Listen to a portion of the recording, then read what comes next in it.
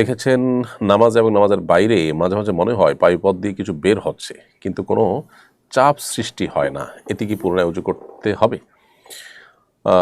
ভাই সাদমান আলী, নামাজ এবং নামাজের বাইরে আপনার বায়ু নির্গত হয়েছে এরকম জাস্ট কল্পনা হচ্ছে, কিন্তু আপনি বায়ু নির্গত যেটা নিশ্চিত নন, এরকম যদি হয় তাহলে অজু ভঙ্গ হবে না।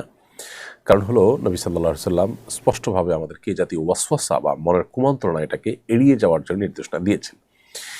আর ইসলামের ফিকহের একটা প্রসিদ্ধ প্রিন্সিপাল বা মূলনীতি আছে, সেটা হলো যে আল ইয়াকিন লা ইয়াজুলু বিশাক, নিশ্চিত বিষয় এটা সন্দেহের কারণে দূর হবে না।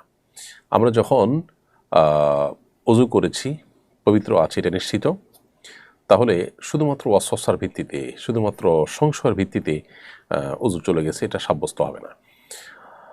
অজু করেছে এটা নিশ্চিত, অতএব এটা দূর হতে হলে অজু গিয়েছে সেটাও নিশ্চিত হইতে হবে। জাস্ট মনে হচ্ছে কিন্তু তার কোনো প্রমাণ নেই, প্রুফ নেই, অথবা সেটা নিশ্চিত নই, দৃঢ়ভাবে বিশ্বাস হয় না যে বায়ু নির্গত হয়েছে, তাহলে এরকম অবস্থায় অজু ভঙ্গ হবে না।